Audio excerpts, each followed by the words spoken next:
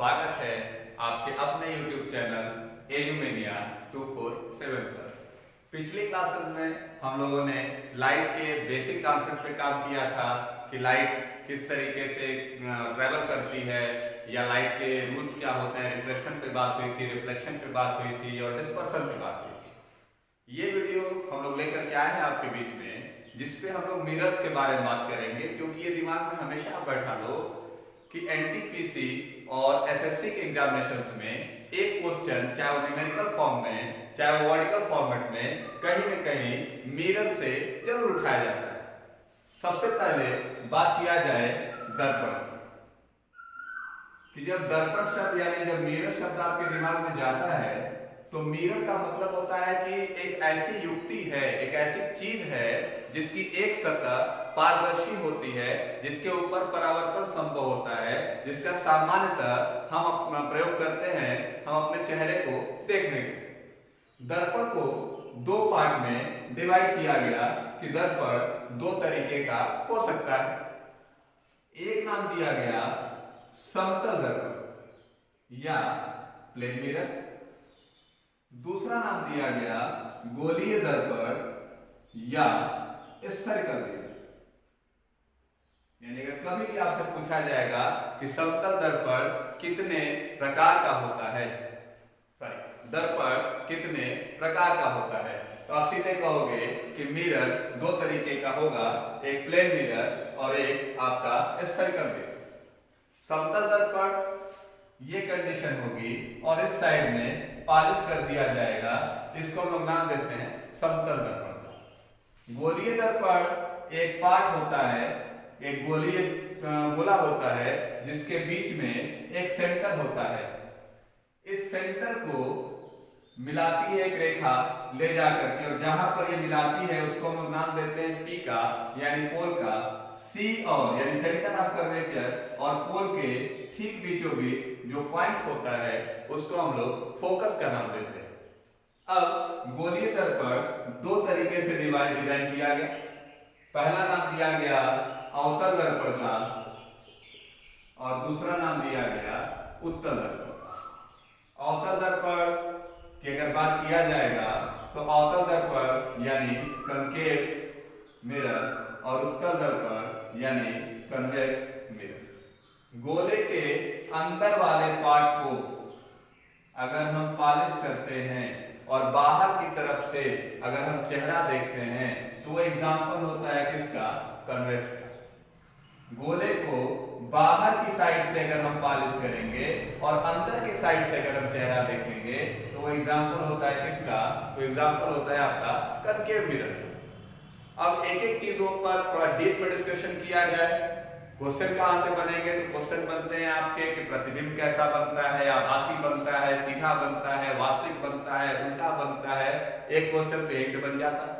दूसरा वस्तु से बड़ा बनता है, वस्तु से छोटा बनता है। और तीसरी द लोकेशन ऑफ इमेज कि इमेज की लोकेशन कहाँ होगी, फोकस के पास, ये किस तरीके से बनेगा, उस पर हम लोग डिस्कशन करते हैं। अब तो सबसे पहले हम लोग डिस्कशन किया जाए समतल दर्पण के बारे में कि समतल दर्पण को आप देख रहे हो कि इस साइड में आपका आता है, और कभी भी आपसे अगर क्वेश्चन पूछा जाएगा कि समतल दर्पण के पिछली साइड में किस चीज की पॉलिश होती है, तो आप एक चीज हमेशा दिमाग में रखिएगा कि वो पॉलिश जो है वो सिल्वर, एल्युमिनियम और रेड पेंट को मिक्स करके बनाई जाती है, ताकि इधर से कोई भी किरण लड़े और उसका परावर्तन हो सके। समतल दर्पण के बेसिक फिनोमेना पे अगर काम किया जाए तो बेसिक फिनोमेना में सबसे पहला क्वेश्चन यही बन सकता है कि समतल दर्पण से बनने वाला प्रतिबिंब कैसा होता है। तो समतल दर्पण से बनने वाला प्रतिबिंब आभासी बनेगा। आभासी प्रतिबिंब हमेशा सीधा बनेगा और सीधा होने के साथ साथ वो समान दूरी पर भी होगा। मतलब समझिएगा कि इमेज फॉर्मेशन जो होगी मिरर के यानी प्लेन मिरर की जो इमेज फॉर्मेशन होगी वो सबसे पहली चीज कि वो वर्चुअल होगी। वर्चुअल इमेज हमेशा इरेक्ट होती है यानी हमेशा सीधी होती है। और तीसरी चीज दिमाग में रखिएगा कि डिस्टेंस में क्या होगी, तो सेम होगी। यानी अगर न्यूमेरिकल फॉर्मेट में अगर आपसे पूछ लिया जाए कि रमेश जो है किसी दर्पण से 5 मीटर की दूरी पर खड़ा है तो रमेश की इमेज कितनी दूर होगी, तो ये दिमाग में रखिएगा कि रमेश और रमेश की इमेज के बीच की दूरी 5 मीटर प्लस 5 मीटर यानी कुल डिस्टेंस कितना होगा, तो 10 मीटर होगा।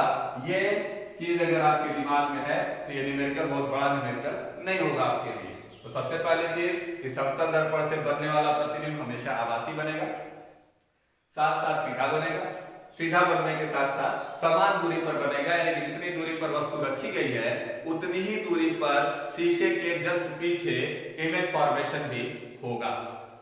दूसरी चीज निकल कर क्या आती है, आगे चल रहा हूं, दूसरी चीज से बात कर रहा हूं। यहां पर एक क्वेश्चन अगर आपसे ये पूछ लिया जाए कि अगर कोई भी चाल से यानी v वेलोसिटी के साथ अगर दर्पण की ओर जा रहा है तो उसकी इमेज किस वेलोसिटी के साथ, किस वेलोसिटी के साथ उसके सामने आएगी, तो दिमाग में रखिएगा कि हमेशा 2 मल्टीप्लायर वेलोसिटी। मतलब क्या कि अगर ऑब्जेक्ट जो है वो भी वेलोसिटी से जा रहा है तो इमेज जो है वो हमेशा 2v वेलोसिटी से आती हुई दिखाई देगी। मतलब कि अगर रमेश जो है 10 किलोमीटर प्रति घंटे की स्पीड से किसी दर्पण की तरफ अगर दौड़ रहा है तो रमेश की इमेज उसकी ओर किस स्पीड से आएगी, तो 10 मल्टीप्लायर 10 के जस्ट डबल आप कर दोगे, यानी 20 किलोमीटर पर आवर की स्पीड से उसकी इमेज उसके सामने की ओर आती हुई प्रतीत होगी। तीसरी कंडीशन पूछी जाती है कि समतल दर्पण का वक्रता केंद्र यानी सेंटर ऑफ कर्वेचर। ये दिमाग में रखिएगा कि समतल दर्पण का वक्रता केंद्र यानी सेंटर ऑफ कर्वेचर हमेशा इनफाइनाइट होता है। क्यों होता है, इस पे अगर आप बात करोगे तो ये कोई बहुत बड़ा अगर गोलीय दर्पण आप लोगे और उसका कोई छोटा सा पार्ट आप काट लोगे तो ये भी कहीं ना कहीं प्लेन मिरर के तौर पर काम कर रहा है। या देख लो कि ये भी लगभग सीधी लाइन दिखाई दे रही है, यानी आप सीधे कह सकते हो कि किसी बहुत बड़े गोले का एक छोटा सा पार्ट होता है प्लेन मिरर और बहुत बड़ा कहते हैं, तो इसका सीधा मतलब कि उसकी त्रिज्या कहां पर, उसका सेंटर ऑफ कर्वेचर कहां जाकर के लड़ेगा, तो सेंटर ऑफ कर्वेचर हमेशा इनफाइनाइट पर होगा, हमेशा अनंत पर होगा। ये चीज हमेशा दिमाग में रखिएगा। पहली लाइन हमने बोली कि वर्टिकल होगा, इरेक्ट होगा, ऑब्सेंट डिस्टेंस पर ड्रॉप होगा। दूसरी कंडीशन हो गई कि ऑब्जेक्ट अगर v वेलोसिटी से जा रहा है तो इमेज हमेशा 2v वेलोसिटी से आती हुई दिखाई देगी। तीसरी कंडीशन कि सेंटर ऑफ कर्वेचर कहां होगा, तो centre of curvature of plane mirror lies on infinite कि हमेशा वो अनंत पर होगा।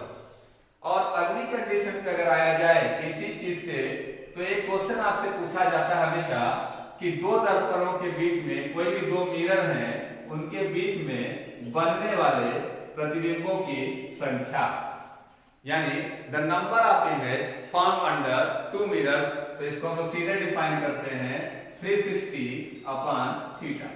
मतलब क्या है कि एक दर्पण आपका अगर ये है और दूसरा दर्पण आपका ये है, यानी दो समतल दर्पणों को जोड़ा गया है। तो सबसे पहले हमको दिया क्या जाएगा, तो इसके बीच का एंगल, कि दो समतल दर्पणों को 60 डिग्री के एंगल पर जोड़ा गया है तो उनके बीच बनने वाले प्रतिबिंबों की संख्या बताइए। तो हमेशा दिमाग में रखिएगा कि थीटा की जगह पे आपको रखना है। यहां मैं सॉल्व करके देख रहा हूं कि 360/60, यानी प्रतिबिंबों की संख्या कितनी बनेगी, तो प्रतिबिंबों की संख्या नंबर ऑफ इमेजेस हमेशा कितने होंगे, तो 6 होंगे।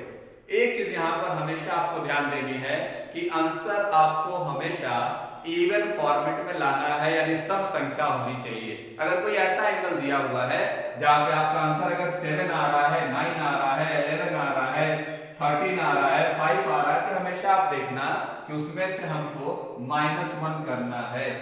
यानी अगर 7 भी आ रहा है तो भी उसमें से 1 घटाएंगे तो आंसर कितना आएगा, 6 आएगा। अगर 9 आ रहा है तो भी 1 घटाएंगे, आंसर कितना आएगा, तो 8 आएगा। तो एक से दिमाग में सीधा सीधा आप बैठा लो कि आंसर हर कंडीशन में इवन लाना है, और अगर आंसर ऑड आ रहा है तो उसको इवन लाने के लिए हमको 1 माइनस करना पड़ेगा, यानी 360/थीटा -1 in the case of odd number of images. कि अगर नंबर ऑफ इमेजेस अगर ऑड हो रही है तो ऑड आने की कंडीशन में हमको -1 करना पड़ेगा। और इसी शर्त पर अगर हम ये पूछ लें आपसे पांचवी कंडीशन कि अगर दो समानांतर दर्पण हैं, यानी दो पैरेलल मिरर्स हैं, तो समानांतर दर्पण के बीच बनने वाले प्रतिबिंबों की संख्या, तो आप जरा देखो कि एक दर्पण आपका ये है और एक दर्पण आपका ये है, ये दोनों क्या हैं, आपस में समानांतर हैं, आपस में पैरेलल हैं, और अगर पैरेलल हैं तो इनके बीच में बनने वाला एंगल कितना होगा, 0 डिग्री, क्योंकि कोई भी समानांतर रेखाएं कभी भी आपस में नहीं मिलेंगी, और अगर नहीं मिलेंगी तो सीधा सा मतलब है कि वो कहीं पे भी 0 एंगल ही ड्रॉ करेंगे। तो ये दिमाग में रखिएगा कि अगर हम जैसे इसको सॉल्व करते हैं 360/0, then answer is infinite according to physics. कि फिजिक्स कहता है 0 का भाग दे दो तो इनफाइनाइट होगा, अनंत होगा। यानी अगर इस लाइन को हम पढ़ें तो हमने सीधे कहा कि दो समानांतर दर्पण के बीच बनने वाले प्रतिबिंबों की संख्या हमेशा अनंत होती है। क्लियर है? तो ये basic formula, basic concept of plane mirror की चर्चा हो रही है। फिर से बोल रहा हूँ कि आभासी बनेगा, सीधा बनेगा, समान दूरी पर बनेगा। दूसरी लाइन बोल रहा हूँ कि ऑब्जेक्ट की वेलोसिटी से जस्ट डबल होगी इमेज की वेलोसिटी। वक्रता केंद्र की बात करें, centre of curvature of plane mirror की बात करें तो ऑलवेज लाइज ऑन इनफाइनाइट। प्रतिबिंबों की संख्या, नंबर ऑफ इमेजेस की बात करें तो 360/θ। पांचवी कंडीशन बताएं कि समानांतर दर्पण यानी प्लेन मिरर अगर कोई भी पैरेलल चल रहा है और पैरेलल चल रहा है तो उनके बीच में कितने प्रतिबिंब बनेंगे, तो उनके प्रतिबिंब हमेशा इनफाइनाइट बनेंगे। एक क्वेश्चन अगर आपसे और पूछ लिया जाए कि अगर किसी भी मनुष्य को या किसी भी ऑब्जेक्ट का पूरा प्रतिबिंब अगर किसी प्लेन मिरर के भीतर अगर देखना है तो उसकी हाइट कितनी होनी चाहिए, मिरर की हाइट कितनी होनी चाहिए, तो आप दिमाग में हमेशा रख लीजिए कि अगर आपकी हाइट अगर 6 फीट की है तो आपको पूरा दिखाई देने के लिए 3 फीट का शीशा होना चाहिए। आपने घरों में देखा होगा ड्रेसिंग टेबल्स कभी भी 3 से 3.5 फीट से ज्यादा के शीशे यूज नहीं करते और उसमें आपकी इमेज बड़ी बराबर तरीके से दिखाई देती है।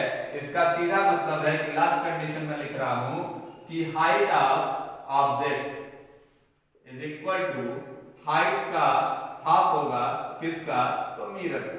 यानी किसी व्यक्ति का पूरा प्रतिबिंब देखने के लिए दर्पण की ऊंचाई कितनी होनी चाहिए, तो वस्तु के प्रतिबिंब की, वस्तु के ऊंचाई की आधी होनी चाहिए। मतलब समझ गए होंगे आप कि अगर कह दिया जाए कि रमेश अगर 6 फीट का है तो उसको अपना पूरा शरीर देखने के लिए कितनी ऊंचाई के शीशे की आवश्यकता होगी, तो आप सीधे उसका 6 फीट का आधा कर दोगे यानी 3 फीट।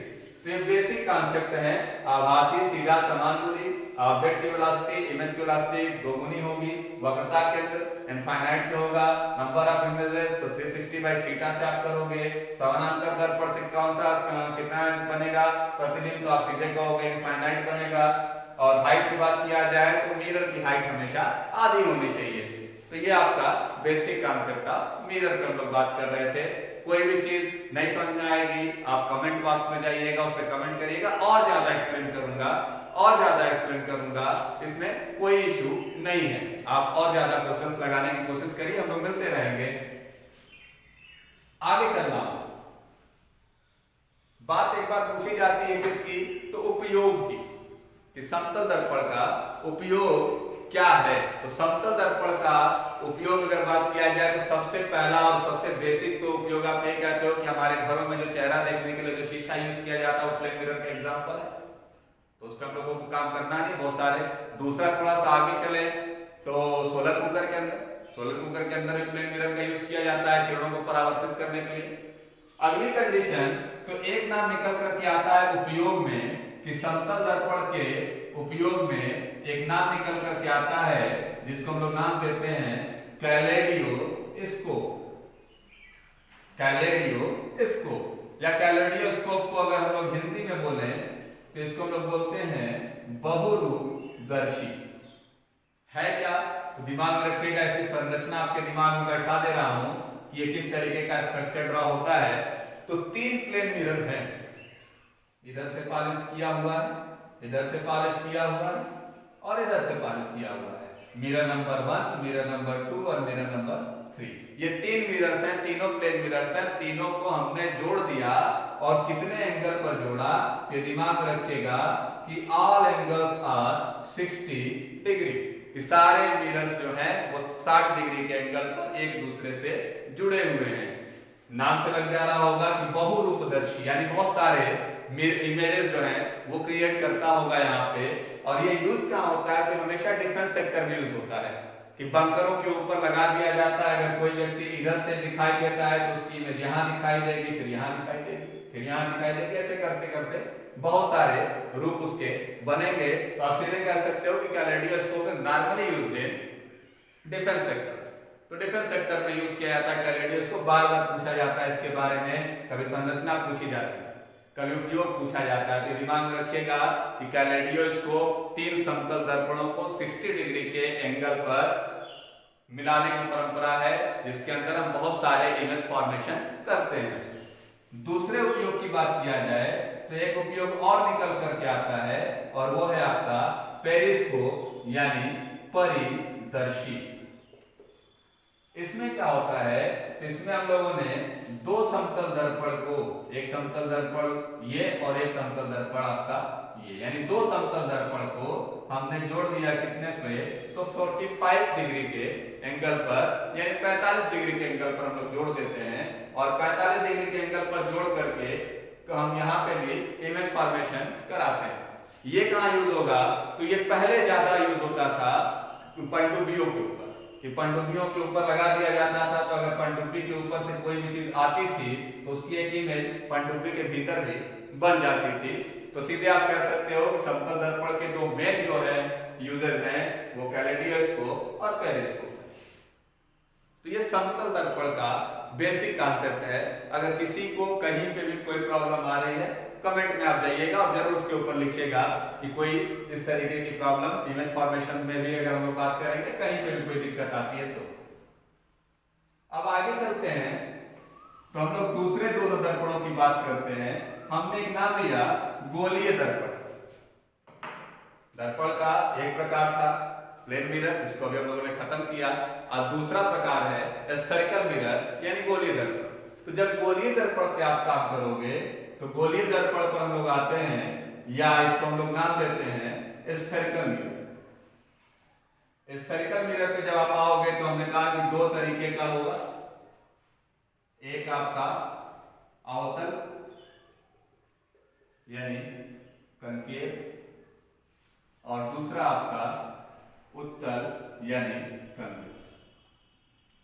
2 तरीके के दर्पण हैं, एक अवतल दर्पण है और एक आपका उत्तल दर्पण है। गोलीय दर्पण का एग्जांपल है, तो हमने गोला लिया, इस गोले का एक सेंटर होगा, इस सेंटर को हम बाहरी लाइन से मिलाएंगे, जिसको हम लोग पोल नाम देते हैं, और इसके ठीक बीचों बीच एक पॉइंट होता है जिसको हम लोगों ने फोकस पॉइंट है, फोकल बिंदु का नाम दे दिया। अब इसी को अगर हम बाहर साइड से पॉलिश करते हैं तो इसको हम लोग नाम देते हैं कनकेव का। ध्यान दीजिएगा ये C जो है वो इंडिकेटर है किसका, तो C का मतलब सेंटर ऑफ कर्वेचर यानी वक्रता केंद्र। F का मतलब, तो F आपका फोकस पॉइंट है, यानी इसको हम लोग फोकस बिंदु कहते हैं। और ये जो P है, ये P आपका पोल है, जिसको हम लोग हिंदी में ध्रुव कहते हैं। अब एक क्वेश्चन दिमाग में हमेशा रखिएगा कि C से P को मिलाने वाली जो टोटल डिस्टेंस है वो इस गोले की त्रिज्या है, यानी R है। तो अगर कभी भी आपसे पूछा जाएगा, आप यहां से एक लाइन बता सकते हो कि CF = FP, यानी ये जो है और ये जो है, ये दोनों हमेशा आपस में क्या है, बराबर है। और वो किसके बराबर होगा, तो आप सीधे कह सकते हो R/2, यानी त्रिज्या अगर 10 दी हुई है, कि अगर कह दिया जाए किसी गोलीय दर्पण की त्रिज्या 10 सेंटीमीटर है तो उसकी फोकस दूरी कितनी होगी, तो यही होगी, यानी 10 का। उसकी सेंटर ऑफ कर्वेचर से फोकस के बीच की दूरी कितनी होगी, तो वो भी उतनी ही होगी, त्रिज्या की आधी। तो एक क्वेश्चन यहाँ से बन सकता है। तो दिमाग में रखिएगा कि अवतल दर्पण में पॉलिश बाहर साइड से होती है और इस साइड से यानी अंदर साइड से इमेज फॉर्मेशन किया जाता है। उत्तल दर्पण में आएंगे तो फिर से हम वही काम कर रहे हैं। उत्तल दर्पण में कंडीशन क्या होगी कि फिर से आपका C आ गया, ये P आ गया और ये F आ गया।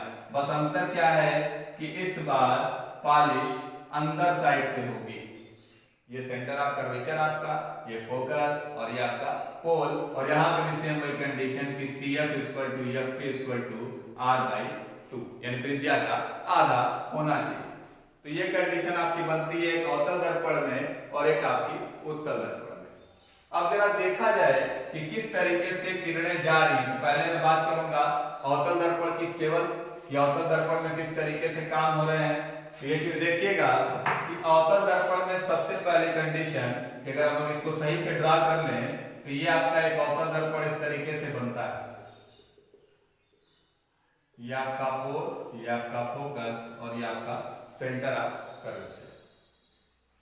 कंडीशन क्या बनेगी? तो कहा गया कि जितनी भी रेज हैं वो सब आएंगी इस तरीके से, और सारी रेज लड़ने के बाद मिल जाएंगी किससे? फोकस से।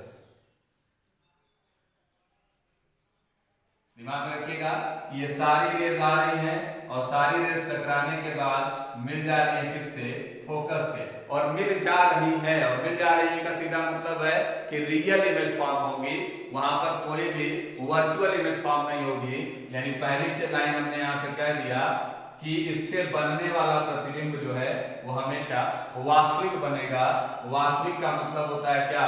तो रियल इमेज। और वास्तविक प्रतिबिंब हमेशा उल्टा बनता है, यानी कि रियल इमेज हमेशा इन्वर्टेड ड्रा होगी। ये दो चीज हमेशा दिमाग में रखिएगा कि अवतल दर्पण से बनने वाला प्रतिबिंब प्रायः वास्तविक और उल्टा होता है। दूसरी कंडीशन निकल कर के आई कि अवतल दर्पण जो है ये सारी किरणों को सिकोड़ रहा है, सारी किरणों को एक जगह ले जा करके मिला रहा है। मिलाने का सीधा मतलब होता है कि अवतल दर्पण कहीं न कहीं कन्वर्ट कर रहा है, सारी किरणों को एक जगह ले जा करके कन्वर्ट कर रहा है। इसीलिए अवतल दर्पण को एक और नाम दिया गया, और वो नाम क्या था? तो वो नाम था आपका अभिसारी। अभिसारी का मतलब होता है कन्वर्जेंट। दिमाग में रखिएगा कि इससे बनने वाला प्रतिबिंब प्राय क्या बनेगा? तो वास्तविक और उल्टा बनेगा। और इसको और किस नाम से जाना जाएगा? तो कन्वर्जेंट मिरर के नाम से भी जाना जाएगा। तो वास्तविक उल्टा और साथ साथ कन्वर्जेंट नाम से जाना जाएगा। अगली कंडीशन दिमाग में रखिएगा कि उपयोग अगर पूछ देता है कि यूज क्या है, दिमाग में रखिएगा कि सारी किरणों को सिकोड़ रहा है, तो हर उस जगह पे जहां किरणों को सिकोड़ने का काम होगा उस जगह पे हम कौन सा मिरर लगाएंगे? तो उस जगह पे हम हमेशा अवतल दर्पण ही लगाएंगे, कनकेव मिरर का ही यूज करेंगे। जैसे एक नाम ले लेता हूं, टार्च। क्या आपके घरों में जो टार्च होती है उसका एक स्पेशल फोकस पॉइंट होता है, और फोकस पॉइंट होने की वजह से क्यों होता है? क्योंकि सारे किरणों को एक जगह सिकोड़ता है। दूसरा अगर मैं एग्जांपल लूं तो आपकी गाड़ियों में लगी हुई जो हेडलाइट है, उस हेडलाइट का मिरर भी कौन सा होता है? तो कनकेव मिरर होता है, यानी कि अवतल होता है, क्योंकि वो भी एक जगह पर फोकस करती है। तीसरी कंडीशन में लोग जाते हैं कि जो आप जाते होंगे तो ईयर नोज और थ्रोट के जो डॉक्टर्स होते हैं, यानी आंख देखने वाले जो डॉक्टर होते हैं, कान देखने वाले जो डॉक्टर होते हैं, दांत देखने वाले जो डॉक्टर्स होते हैं, वो कौन सा मिरर यूज करते हैं? तो वो भी यूज करते हैं आपका, यानी ईयर नोज और थ्रोट के जो डॉक्टर्स हैं वो भी क्या यूज करते हैं? तो वो भी हमेशा अवतल दर्पण का ही प्रयोग करते हैं। और अगली बात अगर किया जाए तो सैलून में जो हम लोग जाते हैं और हमको अपना चेहरा नॉर्मल से बड़ा दिखाई देता है, तो उसके पीछे भी होता है क्या? तो उसके पीछे भी रीजन होता है आपका कनकेव मिरर। तो दिमाग में रखिएगा कि सैलून में भी आपका वही होता है, यानी कि इसका अगर उपयोग पूछा जाएगा तो टार्च में यूज होता है, हेडलाइट में यूज होता है, ईएनटी डॉक्टर्स के यहाँ यूज होता है, और साथ साथ सैलून और ब्यूटी पार्लर्स में भी इसका यूज किया जाता है। तो ये आपकी बात हो गई किसकी? अवतल दर्पण की। उत्तल दर्पण में आया जाए तो सारी चीजों को हम यहाँ से निकाल दें। अब ये चीज दिमाग में हमेशा बैठा लीजिएगा कि इस साइड से पालिश है, तो इसका मतलब कि किरणें इधर से नहीं जा सकती, टकरा के लौटेंगी नहीं। मतलब क्या है कि इस साइड से हमको कहीं न कहीं किरणों को लाना पड़ेगा, और सारी किरणें टकराने के बाद लौट जाएंगी वापस की तरफ। लेकिन वापस की तरफ लौटेंगी तो जरूर, लेकिन ये भी दिमाग में रखिएगा वो मिलती हुई प्रतीत होंगी। कहां पर? तो फिर से मिलती हुई प्रतीत होंगी फोकस पर। और हमने क्या कहा कि यहां पर किरणें मिल रही थी, इस वजह से इमेज कैसी बन रही थी? तो वास्तविक और उल्टा। लेकिन यहां पर मिलती हुई प्रतीत हो रही है, यानी एग्जैक्ट मिल नहीं रही है, मिलती हुई प्रतीत हो रही है, तो इसलिए यहां पर बनने वाले प्रतिबिंब जो होंगे वो हमेशा आभासी, और आभासी प्रतिबिंब हमेशा सीधा होता है। यानी दिमाग में रखिएगा कि वर्चुअल एंड इरेक्ट इमेजेस यहां पर ड्रॉप होंगी कन्वेक्स मिरर के अंदर। यानी कन्वेक्स मिरर में किस टाइप की इमेज फॉर्म होती है? तो दिमाग में रखिएगा कि वर्चुअल और इरेक्ट इमेज फॉर्म होती है कन्वेक्स के अंदर। आगे चलते हैं। अगर इसका उपयोग बोला जाए, इसको भी जस्ट उल्टा बोला जाता है। यहाँ पर हम लोगों ने नाम दिया अभिसारी, कन्वर्ट कर रहा था, किरणों को सिकोड़ रहा था, तो उत्तल को हम दूसरा नाम देंगे अपसारी। अपसारी की इंग्लिश होती है डाइवर्जेंट मिरर। तो डाइवर्जेंट मिरर के हम नाम देंगे किसका? अपसारी। तो ये दिमाग में रखिएगा। अब उपयोग इसका हर उस जगह पर होगा जहां जहां पर हम लोग किरणों को सिकोड़ने का प्रयास करते हैं, किरणों को फैलाने का प्रयास करते हैं, क्योंकि आप देख रहे हो कि ये किरणें जो है आपकी फैल रही हैं बाहर की तरफ। तो जहां जहां किरणों को फैलाने का प्रयास होगा वहां वहां पर डाइवर्जेंट मिरर यानी कन्वेक्स मिरर का यूज होगा। जैसे तो आपकी गाड़ियों का जो बैक मिरर होता है, जिसमें आप पीछे से आने वाली गाड़ियों को देख पाते हैं, बड़ी दूरी तक वो कवर करता है। रीजन क्या होता है उसके पीछे? क्योंकि उसके अंदर लगने वाला जो मिरर है वो कन्वेक्स और पड़ने के साथ ही क्या करता है, ज्यादा एरियाज को कवर कर लेता है। तो ये चीज दिमाग में आप रख लें। दूसरी चीज कि हमारी सड़कों पर लगी हुई जो रोड लाइट्स हैं वो ज्यादा एरियाज को कवर करने के लिए लगाई जाती है कि ज्यादा से ज्यादा एरिया को कवर करे। तो वो भी आपका यानी बैक मिरर्स के अंदर और रोड लाइट्स के अंदर जहां पर फैलने वाली किरणों को फैलाने की कंडीशंस होती है वहां पर हम लोग यूज करते हैं क्या? हम लोग हमेशा यूज करते हैं आपका कन्वेक्स मिरर को या डाइवर्जेंट मिरर। तो ये दिमाग में रखिए कि ये हम लोगों ने बेसिक इंफॉर्मेशंस डिस्कशन किया किसके बारे में? तो बेसिक इंफॉर्मेशन हम लोगों ने डिस्कशन किया है आपका किसके बारे में? तो अवतल, उत्तल और समतल दर्पण। अब अगली क्लासेस में जब हम लोग मिलेंगे तो थोड़ा सा और ज्यादा इन चीजों को डीप में डिस्कशन किया जाएगा। जानने के लिए, बने रहने के लिए हमारे साथ आप हमारे जो YouTube चैनल है एजुमेनिया 247 उसको लाइक करिए, सब्सक्राइब करिए और साथ साथ आप बेल आइकन दबाना जरूर मत भूलिए, क्योंकि जब भी आप उसके ऊपर बेल आइकन को दबाते हो तो हमारी कोई भी नई वीडियो आएगी तो आपको दिखाई जरूर देगी।